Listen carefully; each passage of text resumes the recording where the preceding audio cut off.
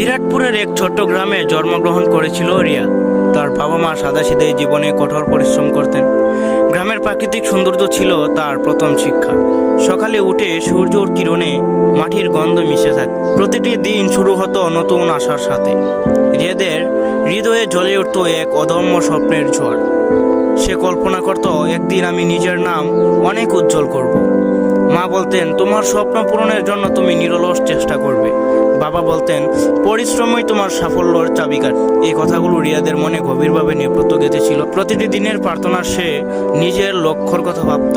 ছোটবেলা থেকেই তার মধ্যে ছিল বড় কিছু করার আকাঙ্ক্ষা। গ্রামের প্রতিটি কোণে লুকিয়ে ছিল অন্যান্য শিক্ষা। ক্ষেতের মাঠে খেলেও সে অনুভব করত অবিরাম আনন্দ। বৃষ্টির দিনে মাঠে রঙিন দৃশ্য ফুটে উঠত।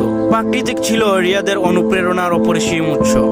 স্কুলে সে শিখত জীবনের মৌলিক পাঠ। প্রতিটি পাঠ খুলে দিত এক নতুন দিগন্তের দ্বার। শিক্ষকরা ছিল তার জীবনের প্রেরণা ও মেন্টর। বিশেষ করে মিস্টার হাসান ছিলেন তার জীবনের আলো। মিস্টার হাসান ছিলেন এক দক্ষ ও মেধাবী শিক্ষক। তিনি প্রতিটি ছাত্রের সম্ভাবনায় বিশ্বাস রাখতেন। রিয়া তার প্রতি গভীর শ্রদ্ধা দেখাতো। প্রতিটি ক্লাসে সে মনোযোগ সহকারে শিক্ষকের কথাগুলো ছিল তার জীবনের মন্ত্র। সে শিখত কিভাবে বাধাকে জয় করে এগিয়ে যেতে হয়। প্রতিটি ব্যর্থতা ছিল এক নতুন শিক্ষা। মিস্টার হাসানের উপদেশ ছিল অনুপ্রেরণার উৎস এবং আলো। তিনি বলতেন, স্বপ্নের পথে ঝুঁকি নেওয়াই সাফল্যর সোপান। রিয়াদ সেই কথা হৃদয়ে ধারণ করে রাখত। ধীরে ধীরে সময় কাটতে থাকলো। রিয়াদ সিদ্ধান্ত নিলেন গ্রামের সীমানা ছেড়ে শহরে যাওয়ার। শহরের চমকপ্রদ আলো তাকে আকর্ষণ করত। নতুন পরিবেশে ছিল অসংখ্য শিক্ষা ও সুযোগ। শহরে রাস্তা, ভবন আর মানুষের কোলাহল ছিল ভিন্ন। তবে নতুন পথে চলাটা সহজ ছিল না। নতুন পরিবেশে ছিল নানা চ্যালেঞ্জ ও সমস্যা। অজানা রাস্তার পা বাড়াতে হয়েছিল সাহস। প্রতিটি দিন ছিল এক নতুন পরীক্ষার মতো। তবুও রিয়াদের মধ্যে অটুট আত্মবিশ্বাস অমর ছিল।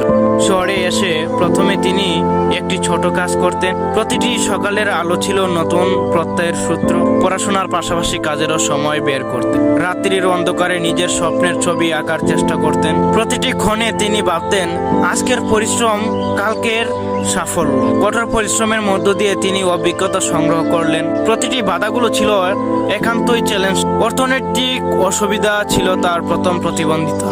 তবে সে কখনো হাল ছাড়তে রাজি ছিল না। প্রতিটি ব্যর্থতা ছিল তার জীবনের একটি নতুন শিক্ষা।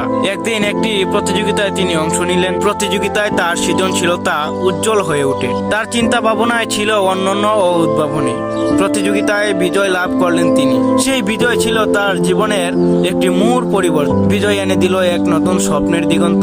একটি বিখ্যাত প্রতিষ্ঠানে স্কলারশিপের সুযোগ এলো। রিয়াদ সাহসের সাথে সেই সুযোগ গ্রহণ করলেন। স্কলারশিপ তার জীবনের নতুন অধ্যায়ের সূচনা করলো।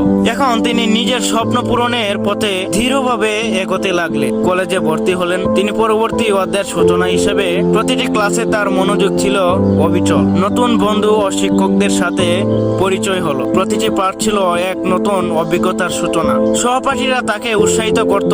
ধীরে ধীরে পরিশ্রমের ফল প্রকাশ পেতে লাগলো। রিয়াদ দেখালেন, স্বপ্ন পূরণের পথে কষ্টই আনন্দের উৎস।